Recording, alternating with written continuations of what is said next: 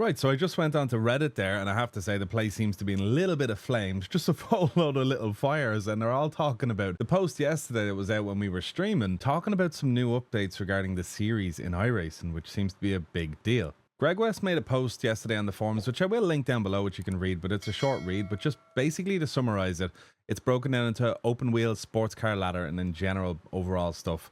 The new Delara IL15 will come out with push to pass. Apparently has a really cool off-throttle gurgle, which sounds cool.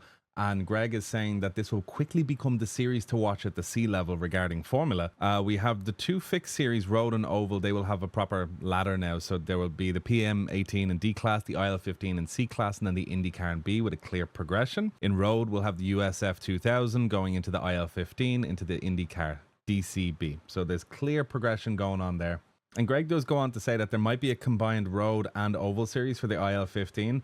They're not so locked in on it yet, but they are looking into it, and they want to see if they can tie the calendar into the real world 2026 calendar. So that could be coming soon, but probably after this season. Now on to some of the juicy stuff when it comes to sports car. And yes, your beloved GT3s are about to be touched, so have a sit down. Everything's going to be okay. Trust iRacing with the master plan. So a few notes I took was the Aston Martin GT3 is joining GT3 and IMSA. The Audi R8 is going to be removed from IMSA due to a car limit, but it's also going to remain in GT3. So it's not going anywhere for those very few of you that love it. The NEC and Creventic, no changes until 26. LMP2 Challenge Fixed will return in B class, aligned with the IMSA and prototype schedules. The Ferrari 296 Challenge is going to be promoted from D to C class. Great. That's a bit of a tricky car, not quite a rookie car. So I think that's excellent putting that in C class. Definitely checks out, because when you have a race starting where people are begging you saying, please break at the 150, you know, maybe you've got to put it up a notch. So good work, iRacing. The TCR Open moves back to D, 20-minute race lengths for open and fixed. And there's going to be 3 new regional GT3 series hourly on the 45, modeled on the FIA F4 regionals. They've seen the success. I don't know if you've seen in Formula 4. They have the Asia, Europe, East. They have all these different regional-based series, and they're going to do the same with GT3.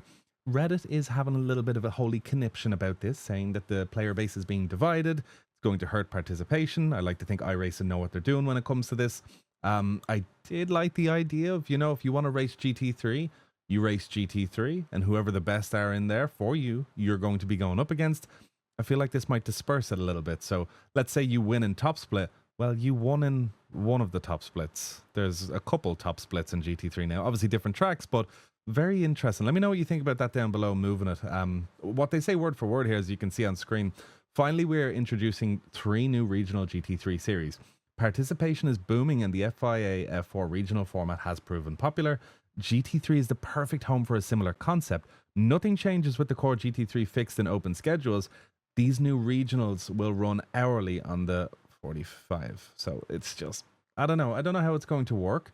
Very interesting, but this is going to be as of season 4. So maybe it might give us more tracks and stuff to try with GT3. Let's say if a particular track pops up in GT3 that people don't like, you can actually go to a different one. Have you ever gone to race F4 and you don't like the track, but then you see, the European regional one actually has a really cool track that you love, and it's actually getting a lot of popularity. So it gives iRacing multiple goes to see what players want for tracks, etc. So I think it's going to be a good idea, but like anything with sim racers, if you do sudden change, people go into paralysis and shock. So we'll be okay, guys. I'm sure we'll be okay.